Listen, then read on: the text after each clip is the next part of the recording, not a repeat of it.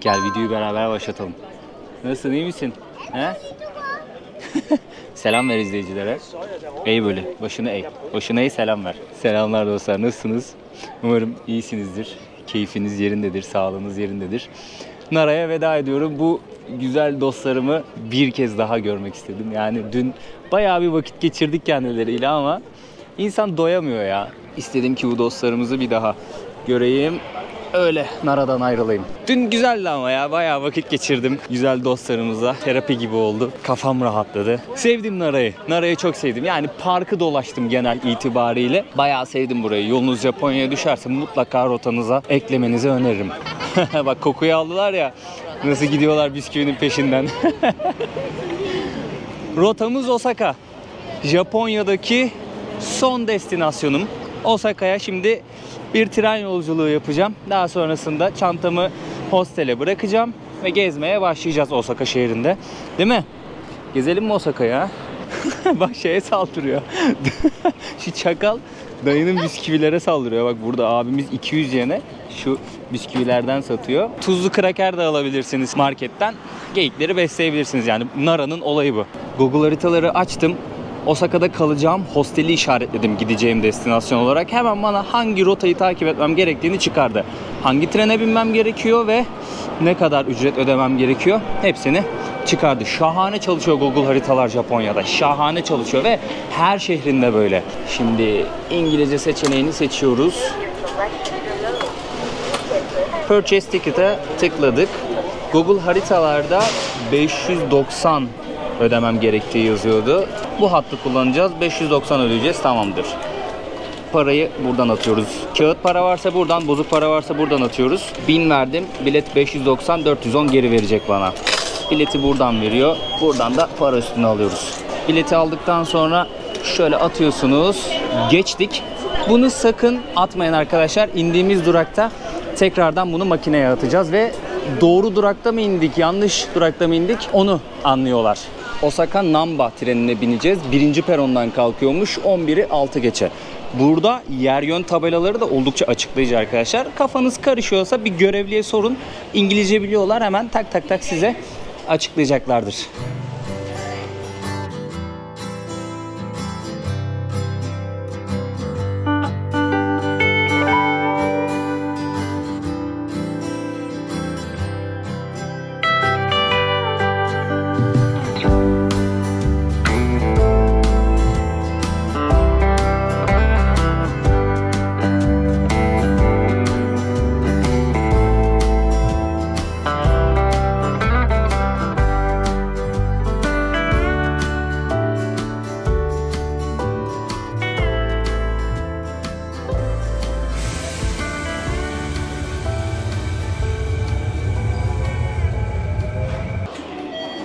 Biletimizi buradan atıyoruz.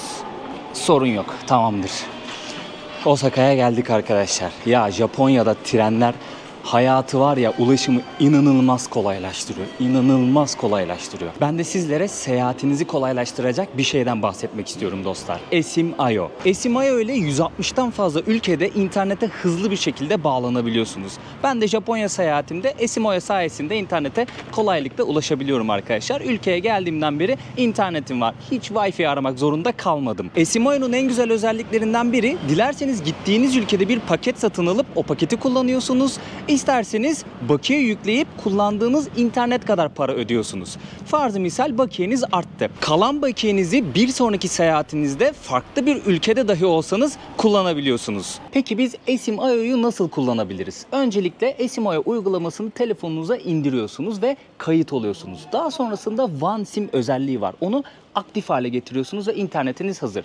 Dediğim gibi ya bir paket satın alıp onu kullanıyorsunuz ya da bakiye yükleyip kullandığınız internet kadar para ödüyorsunuz. Ayrıca Esim.io'nun şöyle bir güzelliği var. Bir kere kurulum yapmanız yeterli. Ülke değiştirince uygulamayı tekrar kurmanıza gerek kalmıyor. Hangi ülkeye giderseniz gidin Esim.io sizi o ülkedeki en iyi operatöre hemen bağlıyor. Burak 2 kodunu kullanarak $2'lık bir indirime sahip olabilirsiniz arkadaşlar. Tüm detayları açıklamalara bıraktım. Oradan inceleyebilirsiniz. Buralar bayağı sessiz ya. İncin top oynuyor. Şimdi bir sonraki sokaktan sola döneceğiz. Köşedeki ev bizim hostelimiz. Bugün de şansımıza hava güzel. Normalde yağışlı gösteriyordu. Hatta şöyle göstereyim hemen. Bugün yarın yağmurlu gösteriyor. Bugün %50, yarın %75 yağmur gösteriyor. İşte internet olmasının en güzel yanlarından biri. Hemen kontrol edebiliyorsunuz. Umarım yağmaz, hava açık çünkü ya. Belki gece yağacaktır. Ondan öyle gösteriyordur. Konuşmaya daldık, geçmişiz bak hosteli. Şu köşedeki bina. Mavi tabela var. Bunların da dezavantajı o, hiç İngilizce tabela falan koymuyorlar kolay kolay ya. Şey koyuyor, Japonca koyuyor. Ha koymuş lan, bak günahını aldık adamların. Santa Ana Guest House, Osaka. Konnichiwa. Hostel? Yes, this is a photo. It's okay. It's open. Okay. Arigatou gozaimasu. Thank you. I'm a foreigner too. Where are you from? I'm from China. China. When you from Paris? Okay. Yes, I'm from Turkey. Turkey. Oh, nice to meet you. Nice to meet you. Hello. Hello. Konnichiwa. Here. Okay. Thank you. Thank you. And do you have passport? Yes, I have. Kalacağım oda burası arkadaşlar. Üstteki yatak benim. Şöyle göstereyim sizlere. Perdemiz var. Perdemizi çektikten sonra orası bize ait bir alan oluyor. Paylaşımlı oda. 3 gece için $65 ödedim. Tuvalet içeride, duş aşağıdaymış. Şöyle tuvaleti de göstereyim sizlere. Akıllı tuvalet. Bunu kaldırıyorsunuz, oturuyorsunuz. Burası mekanizma. Abla açıkladı bana zaten, burada İngilizce bir şekilde yazıyor. Hangisi işte sifon, hangisi oturduğunuz yeri ısıtan düğme, nasıl ayarlıyorsunuz filan, hani kendinizi nasıl yıkayabilirsiniz. Çünkü buradan taharet musluğu çıkıyor. Hepsini anlattı. Burası farklı. Ben ilk defa böyle bir akıllı tuvalet gördüm. Neden farklı? Çünkü daha öncesinde kullandıklarımda bu kısım yoktu. Sifona bastınız, buradan su akıyor, şeyi dolduruyor, hazneyi dolduruyor. Siz o arada elinizi yıkayabiliyorsunuz. Yani sudan tasarruf, böyle bir sistem yapmışlar. Dediğim gibi 3 gece için $65 ücret ödedim burası için. Merkezi bir yerde. Adı da işte Santa Ana Guest House Hostel. Şöyle kapımızı açalım. Burada kapılar genellikle sürgülü, yani geleneksel tip kapılar. Şöyle kapatıyoruz. İki parmağınıza şöyle bastığınızdan burası kilitleniyor. Elektronik giriş, şifreyi söyledi bana abla. İstediğim saatte gelebiliyormuşum hostele. Şifreyi giriyorsunuz, içeri girmiş oluyorsunuz. Tekrardan adını göstereyim. Santa Ana Guest House Hostel. Yani yolunuz Osaka'ya düşerse şöyle bir mahallede, gayet de sessiz, sakin görünüyor burası. Metroya da çok yakın. Birkaç dakika yürüme mesafesinde. Şehrin en popüler gezilecek yerine de 5 kilometre uzakta. Bu Dotonbori Köprüsü müydü neydi? Şimdi oraya gidiyorum. Yani metro ile tek vesayetle gidebiliyorsunuz oraya. Japonya'da seyahat ederken bir yerde konaklayacaksanız metroya yakın olmasına dikkat edin arkadaşlar. Osaka metro, hemen aşağı giriyoruz buradan. Ben konaklayacağım yerleri hep böyle seçiyorum. Yani ya yürüme mesafesinde olsun ya da metroya yakın olsun. Boşu boşuna bir de metroya yürümek için ekstra vakit harcamayın. O vakti şehri gezerken ya da gittiğiniz yeri gezerken değerlendirirsiniz. Osaka da çok büyük şehir arkadaşlar. Dünyanın en büyük 10. şehriydi galiba. Yanlış hatırlamıyorsam. Tokyo metropol olarak 1 numara, Osaka 10 numaradaydı. Yani liste öyleydi, aklımda öyle kalmış. Aşağı yukarı 18 milyon nüfusu var buranın. Japonya'nın en büyük 2. şehri. İngilizceyi seçiyoruz. Buradan bilete tıklıyoruz. Gideceğim rotayı yine Google haritalardan baktım. 240 ödemem gerekiyormuş. Ona da tıkladım. Elimdeki bozuk paraları şuradan yağdırıyorum.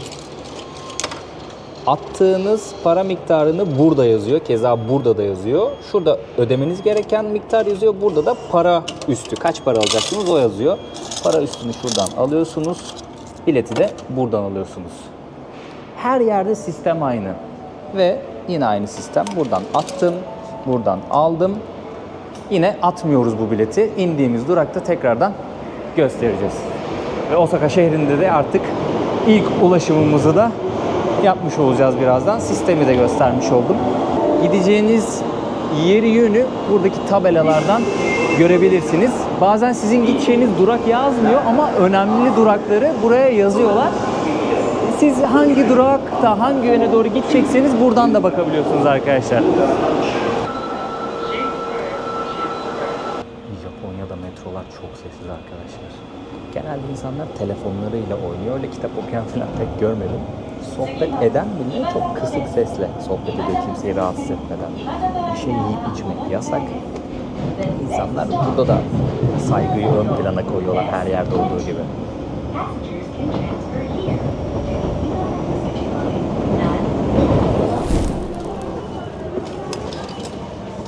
Thank you. Thank you gördüğünüz zaman hiçbir sıkıntı yok. Resmen yeraltı şehri kurmuşlar metrolar için var ya. Hayran olmamak gerçekten elde değil. Yani gel burada vakit geçir hiç. Yer üstüne çıkma. Gökyüzünü görmeden burada günlerini geçirirsin yani. Her şey var. Aradığın her şey var burada.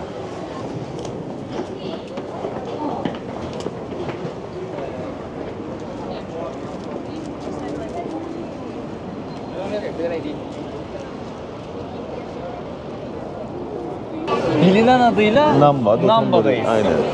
En turistik yer burası anladığım Yani kadarıyla. internetten Osaka yazdığın zaman en başta gelen yer burası. Ya bir fotoğraf var ya şu sporcunun kolunu kaldırdığı Tamam. yer. O tarafta O sağda. tarafta mı Aynen. kaldı? Tamamdır. Dostlar sizleri Fatih abiyle tanıştırayım. Herkese merhaba. Kendisi Japonya'da yaşıyor. Bizim Uğur Kola sayesinde irtibat kurduk. Sağ olsun. Aynen. Fatih abi de Kobe şehrinde yaşıyor aslında. Buraya 1,5 saat kadar Tabii, 1,5 uzak saat, değil mi? aynen. Trenle. Oradan geldi buraya sağ olsun. Buluştuk. Abi nasılsın? Vallahi çok iyiyim. Seni gördüm daha iyi oldum. Buradan Uğur'a da selam ediyorum. Selam olsun Kardo o zaman. Aynen. Şansımızda güzel bir hava var. Hava mükemmel. Dün efsane soğuk yağmur vardı. Bugün harbiden zaten kalabalıktan da belli oluyor değil mi? Evet. Efsane güzel yani. Arada da soğuk vardı, yağmur vardı ve ona rağmen biraz kalabalıktı orası. Aynen. Burası fena. Burası. Ya turistik bölgelerde şöyle bir sorun var. Gelen turist zaten vakit kaybetmemek adına yağmur da olsa, çamur da olsa çıkıyor abi. Onu Mecbur, yapıyor. mecbur abi. Para harcıyorsan çıkıyorsun yani. Öyle vallahi. Japon yapmıyor bunu yani. Yani zaten burası da insanlar genelde plan programla geliyor. Tabii, çok, tabii. çok uygun bir Tabii. ülke değil. Yok, o yüzden değil. yağmur çamur dinlemiyor kimse. Aynen. Ya gelip Japonya'ya gelen sen de mesela hani 3 gün burada zaman geçireceğim diyorsun. 2 gün burada. Şimdi Tabii. 2 gün buraya geldin. Yağmur yağdı. O 2 günü yağmurda yatarak yiyemezsin. Yok abi, Geleceksin abi. yiyemiyorsun. Mecbur geleceksin abi. Aynen. Zaman yani her şey zaman abi. Abi şimdi bu bölgenin özelliği nedir ya? Böyle ufak bir bilgiyle Bu başlayalım. bölgenin özelliği bak. Bu bölgede bu bizim yurdumuz yerde şey var. Yemek yeme yerleri falan var. Onun bir sağ tarafına döndüğümüz zaman da alışveriş yerleri falan var. Gelen turistler işte genelde Japonya özel ürünleri falan alıyor. Yemeğini de yiyor, alışverişini de yapıyor. Ondan sonra o senin dediğin işte gliko diyorlar ona. Gliko? He. Onun orada gidiyor fotoğrafını da çekiyor. Zaten orada buraya gelen orada fotoğraf çekilmiyorsa buraya geldim demiyor yani. Evet, orada fotoğraf çekilmeyeni dövüyorlar. Aynen, Çekeceğim aynen. biraz sonra abi senden rica edeceğim. Tabii, ne demek. Beni çek. Seni çekeriz. Burası şimdi metropol olarak dünyanın en kalabalık metropollerinden bir tanesi. 18-19 milyonluk bir metropol aslında. Aynen öyle. Ama şehir merkezi böyle yaklaşık 3 milyon civarı. Aynen öyle. Ya Osaka yayılmış böyle, tamam mı? Her tarafta bir şey var yani. Nereye gidersen git kalabalık görürsün. Ya bizim mesela Türkiye'de AVM'ler ne kadar kalabalık bilmiyorum ama da burada büyüklüğüne göre kalabalık büyüklüğü de artıyor. Buraya özel kılan ne peki abi? Niye herkes Osaka'ya geliyor? Osaka'ya gelmesinin sebebi zaten eski Japonya dönemine baktığın zaman 3 tane büyük yer var. Kyoto zaten başkentti, Tokyo vardı, bir de Osaka vardı. Ondan sonra bu Osaka Kalesi var zaten. Onun Evet, geçmişi oraya da de çok. gideceğiz. Aynen, oranın geçmişi de çok eskiye dayanıyor mesela. Gelenler buralara gidiyor. Özellikle Sakura zamanı. Şu an Sakura zamanı ya. Osaka Kalesi'nin orası full Sakura'dır. Piknik yapanlar, hafta sonu, hafta içi fark etmiyor. Ailesini alanlar hep orada ya. Peki senin en sevdiğin yer neresi abi Osaka'da? Osaka'da benim en sevdiğim yer neresi ya? Ben de Osaka-jo derim ya. Osaka Kalesi derim. Nehir akıyor, tamam mı? Yanında ağaçlar var, sessiz ortam, huzur yani. Güzeldi. Ben seviyorum orayı. Çok uzak değil galiba şehir merkezinden. Yok buradan 10-15 dakika en fazla yani.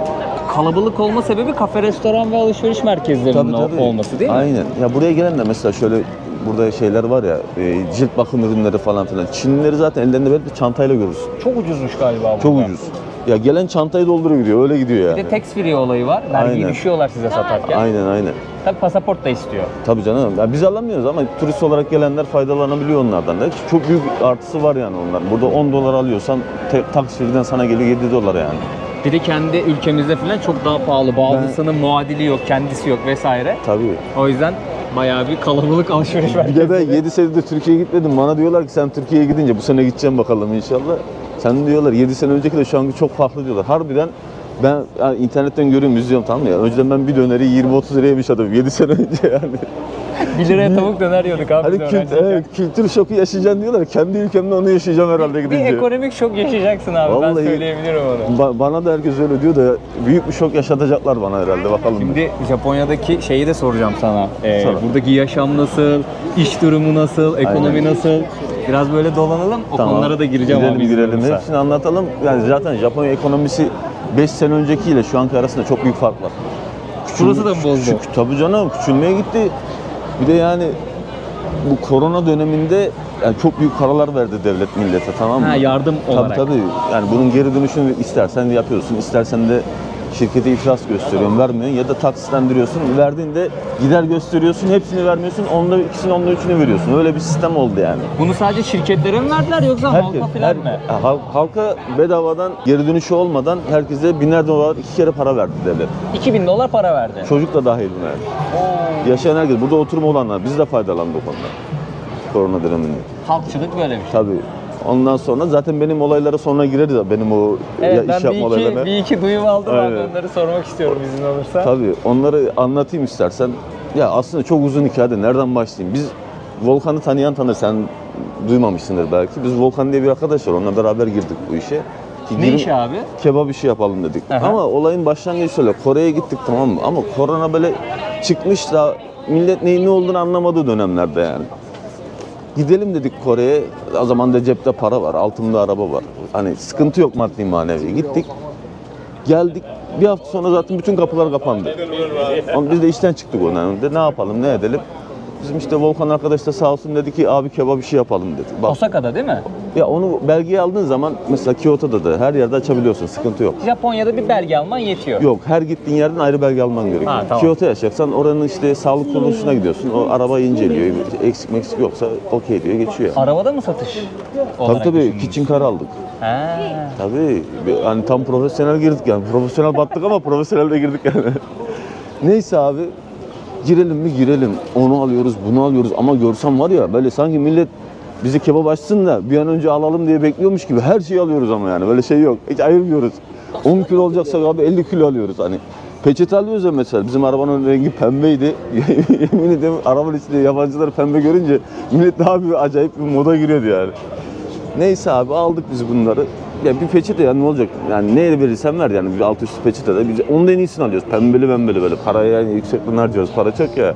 Abi biz şimdi malzemeleri falan aldık. Araba ama etleri böyle 150-200 kilo falan alıyoruz yani. Ekmekler desem 500-600 tane, 1000 tane böyle hep hazırlamışız ama devlet de bir yandan anons yapıyor işte hafta sonları çıkmayın, akşam 8'den sonra dışarıya çıkmayın. Böyle uyarılar yapıyor ama biz hani böyle efsunlanmış gibi olursun ya, böyle gözün bir şey görmez abi. Yardırıyoruz yani. Neyse aldık abi her şeyi biz. Bir yere gittik, açtık. Bir gün açtık. Oradan $400 falan kâr ettik. O dönem iyiydi yani. Biz o zaman da kazanamadık falan. İkinci gün yağmur yağdı. Zaten oradan sonra film koptu. Ondan sonra topla malzemeleri geri geldi. Verdiğim para da gidiyor başına. Ertesi hafta bir daha gittik. Cumartesi açtık. Siz böyle organizasyonlara gidip döner Tabii satıyorsunuz. onlara başvuru Kebap yapıyorsun. satıyorsun. Gidiyorsun. Ertesi hafta cumartesi açtık abi. Pazar gene yağmur. Bizim çadır madır uçmuş ama biz. Sabah bir gittik, çadır yok piyasada. Çadırı falan topla arabanın içine abi falan. 1,5 senemiz böyle gitti abi. Et alıyoruz diyorum mesela 150-200 kilo. Devlet dışarıya çıkmayın diyor. Biz dışarıda yer arıyoruz falan. Satamayınca ne oluyor etler? Etler yok. Dondurucuya koyuyoruz. Aha. Ama koydukça da mesela uzun süre durduğu zaman ne oluyor? Yani bir bozulma olayı olmuyor ama Tadı kaçıyor. tadı da kaçmıyor da kendin yiyorsun. Sağda solda arkadaşlar o bitiyor yani bir şekilde. Hani gidiyor yani arada, eriyor. Ondan sonra abi ya bizim Volkan'da da biraz şey var. Gidiyoruz arabada, yani bizi çok bela buldu, tamam mı? Hani bela derken şanssızlık diyeyim ya. Arabayla gidiyoruz, abi diyor arabanın tekerinde bir şey var, anormallik var falan diyor. Tamam. Oğlum dedim ağzını hayra açma, hayra aç diyorum yani hani. O ağzını açtı ben biraz şey konuşur, tamam mı? 30 saniye geçti, lastik patladı. Ya siz işe gireceğinize pişman olmuşsunuz. Tabii. Ya devlet işte her ay $1000 para, $10.000 yakın para veriyordu. Aha. Her ay. Restoran olanlara, işletmesi olanlara. Siz de yararlanıyordunuz. Yararlanacağımızı düşünüyorduk diyelim sana. Olmadı mı? Olmadı. Hayda. Biz 1,5 sene boyunca her ay başvuru yaptık. Yani burada her ay başvuru yapıyorsun. Her ay sonunda para yatıyor hesabına ama bizimki yatmadı. 1,5 sene yaptık abi. Ondan sonra bize bir cevap geldi. Yer kiralamadığınız için, yer belirtmediğiniz için dedi, size ödeme yapamayacağız. Eyvah. Arkadaş yer belirtmediniz diyorsun da altımızda araba var. Şirket açmışım. Yerleri zaten sen kapatmışsın ki. Herkese kapatın diyorsun. Devlet öyle ödeme yaptı yani. Kapatmazsan vermiyordu.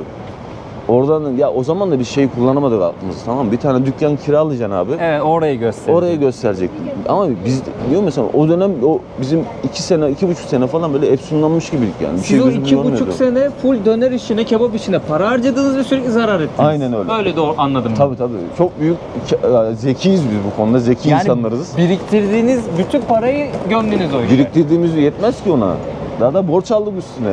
Eyvah. Tabii ya bizim ben sana diyeyim mi? Devletin verdiği paralar, o bizim 2 seneki kaybımız. Sonra bizim kendi maaşlarımız hepsini falan çalışmadığımız zamanlarda üstüne koyarsan bizim kaybımız yani hemen hemen 80 bin 90 bin dolar civarı falan. O işten 90 bin dolar para kaybettiniz. Aynen devletin vermedikleri alamadıklarımızda hepsi de hesaplarsak yani komple çalışmadığımız günler. Tabii. Ya Ya benim neredeyse altımda 100 bin dolarlık He. bir zarardan bahsediyoruz benim abi ya. altımda BMW araba vardı. O arabayı ben çok ucuza verdim gitti. Yani öyle bir ya nasıl anlatayım anlamıyorum. Bunu anlatsam başkası inanmaz yani, anladın mı? Yaşamadığı için. Abi nasıl topladınız peki ya, toplayabildiniz mi? Ya 3,5 sene de ona toplamaya çalıştım işte. 3,5 sene sırf onu toplamak için Aynen çalıştın. öyle. Şu an durum nedir abi? Şu an durumda değil. İzleyenler belki ne düşünür ama 2 hafta önce gene aynı işe başladı. Ama bu sefer tek yapıyorum. Ama bu sefer işleri iyi. Güzel. İnşallah öyle devam İşler eder çok abi iyi ya. inşallah. Abi bu işte zaten var ya bak batıp çıkacaksın yani ama biz biraz fazla oldu ama Sen çok akıllandık. büyük batmışsın abi. Tabii. İlk seferde yani. Tabii. Ama Ama psikolojiyi toparlayabilirsin. Ben sana ya. onu diyecektim bak. Bunu burada değil de Türkiye'de yapsaydım hani sonu çok farklı olabilirdi yani. O kadar büyük para kaybedip de toparlaması zor yani Türkiye'de. Hem geçmiş olsun hem tebrik ediyorum. İkisini de aynı anda kullanacağım. Şu an ne iş yapıyorsun peki abi? Şu an işte gene kebap işi yapıyordum. Girdin tekrar, hayırlı olsun. Aynen, teşekkür ederim. Başka bir şey yok, sadece kebap. Aynen, hafta sonları cumartesi pazar ortam güzel, şeyler çok iyi, etkinliklerde kalabalık çok iyi, satışlar mükemmel. Yine etkinliğe gidiyorsun, orada satış yapıyorsun Tabii, değil mi? tabii. Yani normal bir günde satış yapmıyorsun, hafta Yok, sonu sadece. Aynen hafta sonu. Ki zaten ayda 4 hafta sonu çalış, Aha. bir kişinin alacağının 2 katını alıyorsun. Aa. Tabii buranın hava güzelse etkinlikler çok Çok kalabalık mükemmel. oluyor ve gerçekten çok talep oluyor. Aynen. Ciddi anlamda bu işten para kazanılabilir aslında.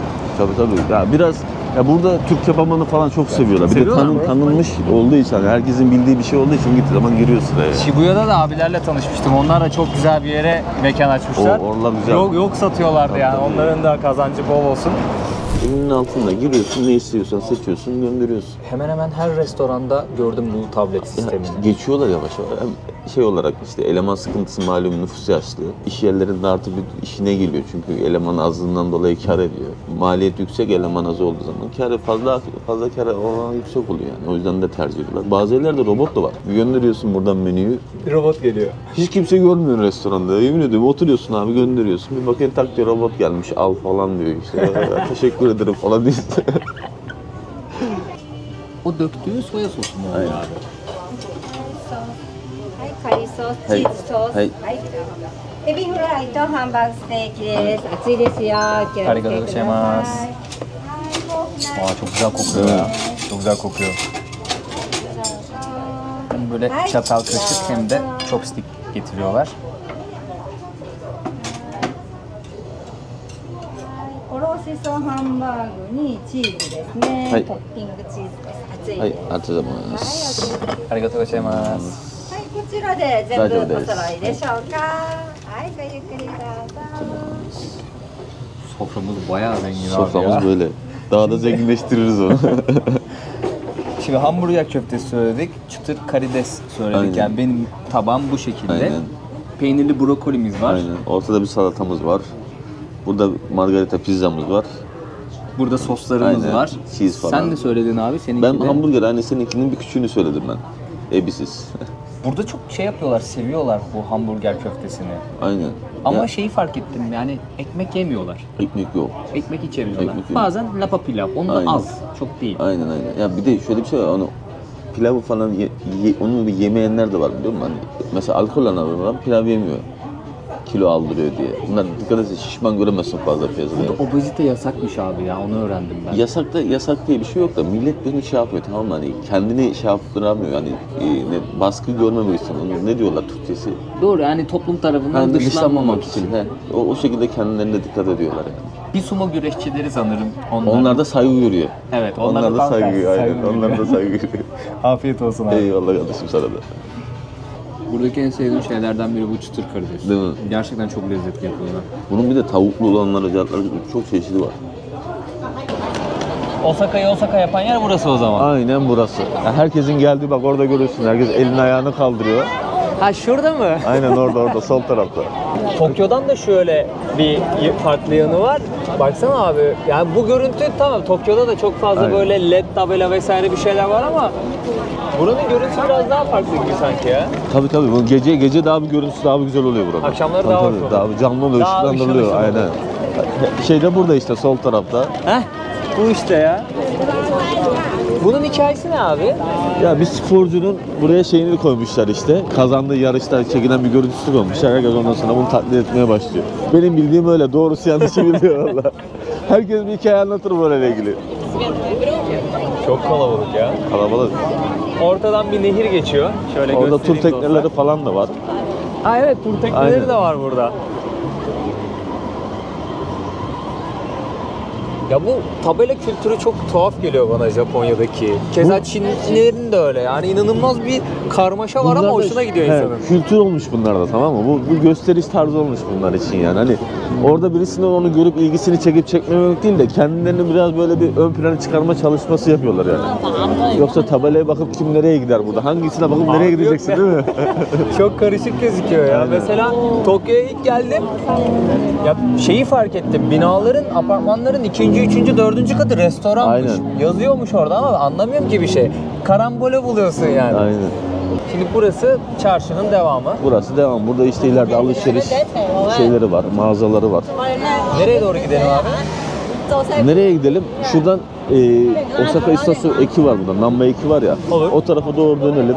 Hem şuradan gidelim istersen. Caddeyi görelim. Olur abi. Caddeyi çek. Burayı zaten kalabalığı çektik abi. Hava bir de güzel ya, akmış herkes burada. Aynen. Zaten burayı şey yapacaklar. 3 sene sonra o gördüğün yol var ya, artık bir sonra ne zaman gelirsin ya da gelecek olanlar olursa bir değişimi fark edebilirler. Kapanacak orası komple o yol. Orayı bir kom- gösterelim o zaman Komple belki. sokak tezgahları olacak. Sokak lezzetleri satacaklar burada. Şu ana cadde Tabii komple kapanacak burası. Şaka yapıyorsun. Tabii. Japonya herhalde sokak yemek satıcılarında bir numara olur o zaman.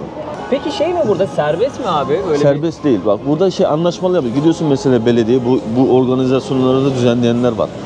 Başvurunu yapıyorsun abi. Kabul edilirse giriyorsun. Kabul edilmezse giremiyorsun.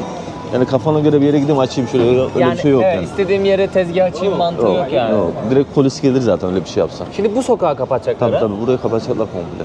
Çok uzun bir sokak yani, öyle küçük bir şey değil. あれめっちゃ最高だったよね。 Bura abi bildiğin ana cadde ya. Tabii. Burayı kapatırsa trafiği nereden verecek? Artık onun çözümünü bulmuşlardır yani. Onu bulmuşlardır. Şey diyor ya, sen Japonsun akıllı adamsın. Planlı programlı yapıyorlar işlerini. Evet, kapanacak olan cadde burasıymış arkadaşlar. Yani bir sonraki seyahatim ne zaman olur bilmiyorum ama eminim Japonya'ya gelenleriniz olacaktır. Belki o anı görebilir onlar yani. canlandırabiliriz. Evet, mutlaka göreceklerdir.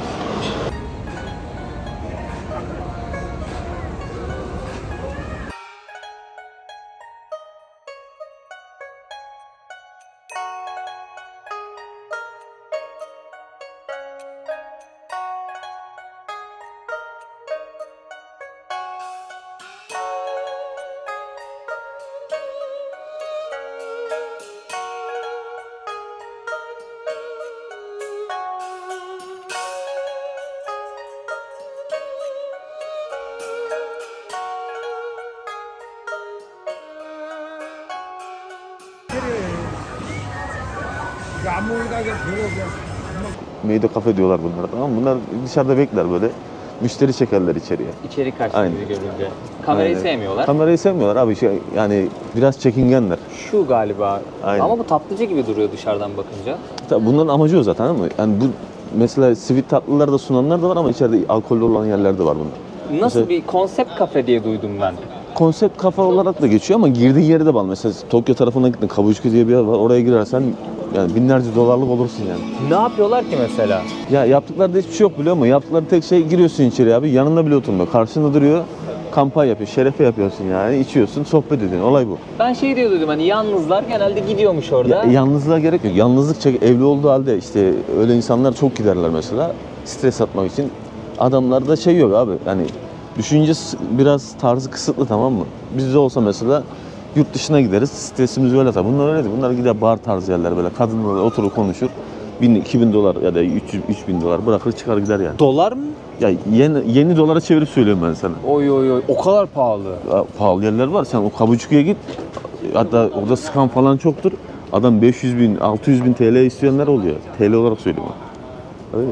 1000 dolar, 1500 dolar, yani 2000 bu dolar, şey 3000 gibi dolar, değil o 4000 zaman. dolar. Anladığım kadarıyla hadi ben böyle bir kadınla... Bizdeki ben şey gibi yorumladım biraz pavyon kültürü Aynen. gibi. Oranın burası biraz daha farklı versiyonu. Burada bulaşık da yıkatmazlar abi. Yok, burada yıkatmazlar, burada direkt alırlar seni. Ya abi gidiyorsun kafeye şey Fatih abinin dediği gibi işte karşılıklı oturup sohbet ediyorsun. Ben onu duydum. Beraber içki içiyorsun falan ama işte sonunda öpüyorlarmış. Ama bu kadar yüksek Ya, öptüklerini duymamıştım ben. o en çok öptükleri yer bunun Tokyo, Kabukicho dedikleri var ya, orada öpmeyle falan da kalmıyor. Direkt geçiriyorlar yani. Ya bir affedersin Japon de. arkadaş vardı Tokyo'da, genç bir arkadaş. Gel dedi bir gidip oturalım dedi. İyi ki güvenmemişim ona ya. Hani şeyden kaynaklı o da. Gel bir ben de gitmedim dedi. Ortamı görelim dedi. Girişte şöyle yaparlar, tamam mı? Fiyatı düşük söylerler. Sana Hı hı. diyor bir tane içki 10 dolar. İşte giriş parası, masa parası atıyorum sana diyor ki 10 dolar. Lan diyorsun ki bedava. Gideyim bir tane Hani içeyim. konsept kafe Kız da görmüş güzel, olayım. hem de kız da güzel, hem de sohbet ederiz, muhabbet ederiz. Muhabbetine bir giriyorsun abi. Bana da bir tane söyle diyor. Halbuki sen 10 dolar diyor, doğru 10 dolar veriyor ama onun içkiden sana geçiriyor oradan. Onun içkisi 10 dolar değil. Ne 10 doları? Onu kaçta çarpıyorlar artık. O gün iyi ki yorgundum var ya çocuğa tamam gel gidelim demedim ya. O çok başka boyuta geçiyor yani. En garip gezip görebileceğin ülkelerden birisi burasıdır yani bak. Bir de sana da sorayım abi. Mesela biz çok şey biliriz ya Japonlar saygılı, Evet. işte böyle hürmet gösteriyorlar falan ama Gösterişte öyle. işte onun bir maskesi varmış. O Var, maskeyi evet. aslında çıkardığı zaman farklıymış. Ya ben şimdi bunu söyleyeyim. Burada yaşayanlar ya da buraya gelip gidenler illaki bu olayı yaşamış olan. Mesela trene biniyorsun abi. Ben yıllardır buradayım. Burada olduğum halde hala garip geliyor. Yani yanına kimse oturmaz kolay kolay. Ha bak ben aynısını Tokyo'da mı bir yerde söyledim. Ha dedim oturdular yanıma. İşte şey bugün de hatta gelirken İşte bak, oturdu. olay Ama şu, kısa olduğu için. sen kısa süreli geziyorsun. Burada uzun süre yaşadığın zaman o şeyi hissediyorsun, tamam mı? Yaşayan gezen. Aynen. Onun için o yani gördüğü de bir kere illaki denk gelirsin bak. Evet. Bir başına illaki gelir, hissediyorsun abi. Yo, o şeyi fark ettim böyle. Biri oturuyordu ama iki yanı da boştu. Değil mi? Kimse şey yapmadı. Ayakta beklediler yani ama Hatta- o an art niyet göstermedim ben yani. Hadi biz gene bir tık iyiyiz. Hani mesela siyahilere daha fazla bu tepki oluyor. Harbi mi ya? Tabii onları görsen daha çok şey hisseder. Adam gördü mü kaçıyor yani. Allah Allah. Tabii de öyle bir şeyleri var bunların. Siyahilere daha çok bir şey yapıyorlar. Çekingen davranıyorlar. Yıllarca kapatmışlar ya kendilerini. Hala da öyleleri. Açılmak zorunda kaldıkları için açılmışlar, anladın Evet. mı? Yoksa kendi işlerinde, hatta bir tane parti var, yabancı düşmanı yani bu ülkede. Harbi mi? Tabii yabancıları gönderin diyor, biz onlara bakmak zorunda mıyız burada? Abi ne bakıyorsun? Onlar sana burada yardım ediyor değil mi? Onlar olmasa zaten senin iş gücün düşecek burada. Burada video çekmemize izin vermeyebilirler. Evet, Şöyle bir çekebilirsin. dükkan. Bu tarz bir tane oyuncak maket almak istiyorum ama bu büyük ihtimalle anime karakterleri var burada. Şöyle göstereyim. Ben Yüzüklerin Efendisi hayranıyım abi. Onun maketini arıyorum bir tane. Bak bu mesela 49.800 yen diyor. Yani 25 tane hesaplasan 10.000'i yok Aynen. ya daha fazla. Daha fazla yapıyor. 20'ye falan geliyor hemen hemen. Abi peki burada yaşam nasıl? Pahalı mı, ucuz mu? Japonlarla aran nasıl? İyi insanlar mı? Ya iş konusunda Japonlar biraz şeyler, katılar. Daha doğrusu katı derken kitapta neyse onu yapıyorlar, tamam mı? Hani onların suyuna yoluna gittikten sonra iş konusunda sıkıntı yaşamasın. Tek sıkıntı Japoncam varsa maaş konusunda farklılık oluyor. Japonca bildiğin için hani biraz buradaki ilk gelenlere göre bir tık daha fazla alıyorsun maaşını. Bir de çevre de önemli abi. Çünkü çevren yoksa Japonya'da geldiğin zaman iş bulman sıkıntı. Bulduğun işler zaten hep şey olacaktı mesela. 7 dolar saatli, 8 dolar, 9 dolar. Burada saatlik ücret var. Aynen saatlik ücret var. Peki ortalama bir Japon diyelim ya da burada yaşayan biri ne kadar para alıyor ayda? İşine göre değişiyor, yaptığı işine göre değişiyor. Mesela ağır işte çalışan var ya da adam diyor ki ben ağır iş sevmiyorum diyor. Bana aylık atıyorum 1000 dolar yeter diyor. Yani 1000 dolar aldığı zaman bunun 300 doları zaten hemen hemen eve gidiyor. En küçüğünden hesaplıyorum. Yemesi, içmesi, işte alkolü, gece hayatı varsa zaten o para imkansız. Ay sonunu göremez. Ayın ortasında yer bitirir. Ama iyi bir işte çalışıyorsan abi, ben kendimden örnek vereyim. Hitachi'de çalışıyordum ben. 7 senedir buradayım ve arkadaşın yardımıyla işte önerisiyle girdik oraya. Aylık maaş hemen hemen 2500-3000 dolar civarı falan. 3000 dolar. Kiran ne kadar daha ayıptır sorması? Kiramda elektrik, su, ondan sonra interneti hepsi birlikte herhalde 550 dolar falandı. Peki burada yeme içme olayları, harcama olayları, marketidir vesairesidir ya da ek farklı giderler varsa? Şimdi onlar da şöyle oluyor. O aslında kişinin biraz da kendi şeyine bağlı, biliyor musun? Hani gidersin en lüks restoranda yersin, 1000 dolar da ödeyebilirsin. Ya da normal bir yere gidersin, 10 dolar da ödersin yani. O biraz kişinin tercihine bağlı ama ortalama bir ay kişinin ailede bilmiyorum yani bir tek kişi hesap edersek aylık gideri ortama çıkmıyorsa, gece hayatına çıkmıyorsa hemen hemen hani 300 ile 400 dolar arası falandır. Yani kira ile birlikte, tüm giderlerle birlikte ne 1000 kadar harcıyorsun? dolar. 1000 dolar. 1000 Atıyorum dolar. 2500 dolar kazandın, 1500 sana kaldı. Yani ama bu söylediğim şey alkol yok, sigara yok, gece hayatı yok. Sosyal yaşam yok. Sosyal yaşam yok sadece. Sosyal yaşamı da ekle bunu abi. Var diyelim sosyal yaşamında haftada 1-2 günde olsa Onun da çıkıyorsun. işte şeyleri var. Ortalama o hesapla abi sen. Yani gece hayatına çıktı değil dedim 100 dolar harcadım. Yani en babası 100 dolar harcarsın.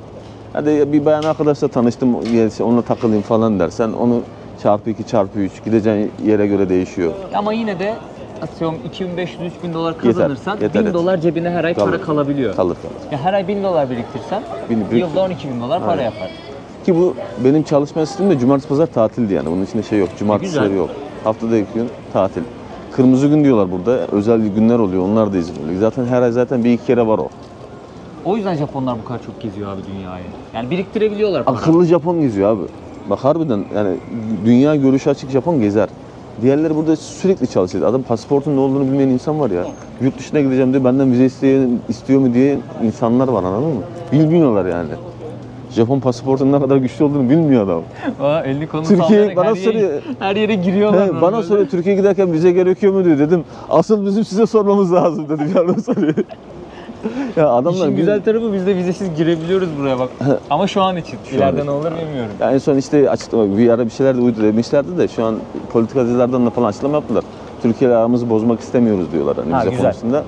Devam edecek bu şekilde diye söylediler ama nereye kadar olur ne olur Yarının bilmiyorum politikası ne olur Doğru. hiçbirimiz bilmiyoruz. yani. Japonya politikası stabildir yani, değişmez kolay kolay. Bizim ülkedeki gibi anlık reaksiyon vermiyor kimse. Bizim coğrafya problemli abi. Problemli. Ben bizim coğrafyadaki o politikaya, durumlara çok güvenmiyorum. Yani herhangi bir sıkıntı olursa buradaki adam diyebilir ya biz bir kapatalım size. Aynen. Bir süre gelmeyin diyebilir yani. Onu Kore yaptı işte.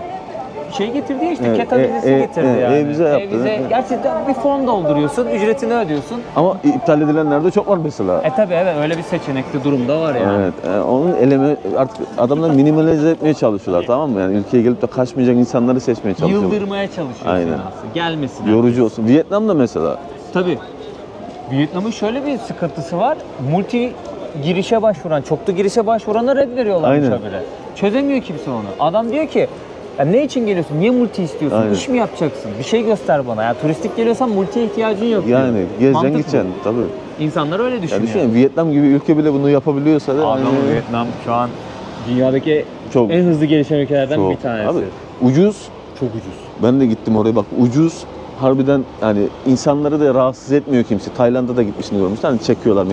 Orada onu göremiyorsun abi. Rahat rahat geziyorsun en fazla. Gelir misin diye teklif ediyor. Yok deyince gidiyor. Tayland'da çekiyor seni yani. Burada var mı abi peki öyle bir ortam? Yok. Burada seni kimse Japonya'nın çekmez. gece hayatı biraz hareketli diyorlar. Japonya'nın gece hayatı çok hareketli. Yani Japonya'yı bilen bir insanla gidersin hareketli. Yoksa kendi başına gidersen en fazla ne olur biliyor musun? Bir bara gidersin, bir iki bir şey içersin, dönersin. Yani.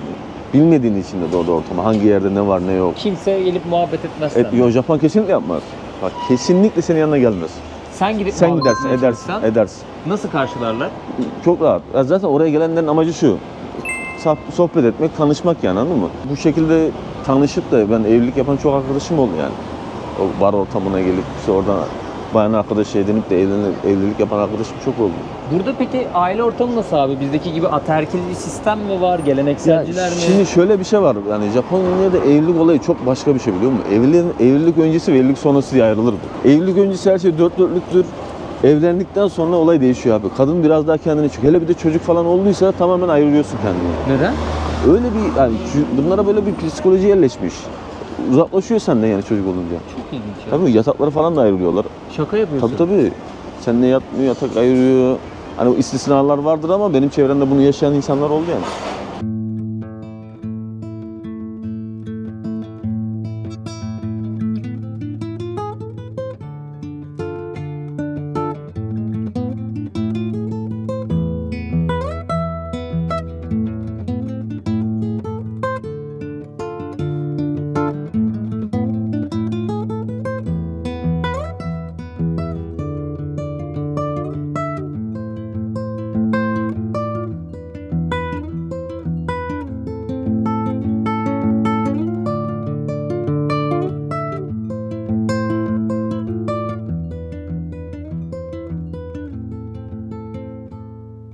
Burada mesela şu an inşaatta bir çalışma var. Bunun desibelini ne kadar ses Aynen. Rahatsız gidiyor. ediyor mu etmiyor mu gösteriyor orada. Bu sınır mı? Şu an olması gereken bu. Benim anladığım. Ama olan bu. Aynen. O kadar detaya kadar yazmışlar. Bence bence o değil. Bu içerisiyle dışarısı tamam Değil mi? mı? Ben öyle anladım. Aynen. Bu içerisi bu dışarısı dışarısı. anladım ben. Vay be. İçerisi de dışarısı kadar sessiz yani. Sessiz, evet. Burası ne kadar aslında insan anlamıyor içeride çalışma olup olmadığını Tabii. ama Ya bu binayı bitene kadar zaten göremezsin ama bu daha giriş aşamasında ya. o yüzden çok kapatmışlar. kapatmamışlar. Evet. Zaten yükseldikçe o şeyler de yükselecek yani. Göremezsin yani. Çalışana insana saygı duyuyorlar ya. Duyuyorlar. Çalışma hayatında o emekçiyi koruyorlar Tabii yani. tabii. Yani Çünkü çok yabancı bir kültür baktığınızda dünyanın öbür ucu. Aynen. Yani bir tek böyle filmlerden ya da farklı şeylerden Videolarda, görüyoruz. belgesellerden. Evet, belgesellerden görüyoruz. Öyle çok fazla hani Abi yazılı bir de şunu kaynak da söyleyeyim. okumuyoruz Japonlarla Japon ilgili. televizyonlarda mesela böyle kadın kesen, mesela işte bilmiyorum cinayet işleyenmiş. Şunu falan göremezsin. Göstermezler. Olsa da göstermez. Göstermez. Çok nadir çıkar ama bir yabancı yaparsa günlerce haberlerde kalır o. Harbi mi ya? Aynen. Japon yaparsa çok göstermiyorlar. Tacizmiş, tecavüzmüş. Japonya hayatta göremez. Göstermezler yani. Ama yabancı yaptığı zaman gösteriyor. Hatta bir tane bizim Türk burada Japon eşinin boğazını kesti. Günlerce haberlerde kaldı. Harbi mi ya? Tabii tabii. Bilmiyorum ben. Boğazından bıçakladı. Kaç sene önce? Ya 2 sene oldu mu olmadı mı? 2-3 sene mi oldu? Öyle bir şey oldu yani. İyi girebiliyoruz ülkeye yani. Tabii canım ya. Onun öncesinde gene Sıkıntı olaylar falan. yaratabilirlerdi Tabii, yani. tabii. Ya işte bir şey yapıldığı, mali olduğu zaman genele yayılıyor ya bu. Abi öyle ya. Şimdi olayı genele yayılıyor. Ya ben sınır kapılarında bazen böyle sorun yaşıyorum. En son polis diyor ki ya gelenler sıkıntıydı diyor yani. Değil mi? Ne zaman bir Türk pasaportuyla karşılaşsak ya bir şeyler olmuş zamanında orada ya. Bizde de Sana işte- bana yansıtıyor onu. He, bizde de şöyle bir şey oldu. Şimdi biz Japonya'da oturum olduğu için. Hop aman. Gel Geç, geç geçelim dayı. gel. Bizde hata abi biz atladık yola ya. Sövüyor mudur o da içinden? Sövüyordur. Ama Japonya'da şey yok. mesela. Japonca- Küfür yok ki. En büyük küfürü mal, salak böyle yani. Şaka yapıyor. Tabii, tabii. Böyle ok Yok. sinkaflı Çuvala girmiyor yani. çuvala sokup çıkarmalığı yok yani. Allah Allah. Yok yok. Bundan nasıl rahat ya abi? Yok küfür yok adamın yani. En çok salak diyorsun, mal diyorsun. Onların için en büyük küfür o yani. Birisine salak da şurada yemin ediyorum kavga edersen ya. Şaka yapıyorsun. Tabii canım. Bizim Adamın Türkiye Cumhuriyetleri geziyorum. Onların küfürleri de bizim küfürlere benziyor. Bir küfürler ediyorlar kendi hani öz dillerinde. Bizim İstanbul Türkçesinden Aynen. biraz farklı. Ben anlıyorum İstanbul Türkçesiyle yani. Yok yok burada küfür falan yok abi yani. Salak mal öyle yani. Adama birine salak desem de boğaz boğaza girerim ha. Tabii ya hemen sen gelirsen aşağı yapar yani. Diklenir. Sen kime ne diyorsun lan falan der yani. Abi buranın ismine ne diyorlar buraya? Buna Kumarhane Japonya'da- gibi. Ya kumarhane değil de burada şimdi Japonya'da şöyle bir şey olmuş. Tamam buna pachinko diyorlar. Normalde kumar Japonya'da yasak abi. Oynanması, oynatılması yasak. Ama şimdi sistem şöyle istiyor burada. İçeriye giriyorsun, kartına para yüklüyorsun. Kartı makineye takıyorsun abi. Jeton alıyor sana. Jetonları atıyorsun içine. Ya da pachinko oynayacaksan, slot oynamayı pachinko oynayacaksan çeviriyorsun, yüklüyorsun kaç tur? 50 yenlik, 40 yenlik var. Sistemler fiyatları bilmiyorum oynamadığım için. Her turda o kadar para düşüyor senden. Kazandıkça da sana bilye tarzı şey veriyor pachinko'da. Onları biriktiriyorsun abi. Kaç atıyorum?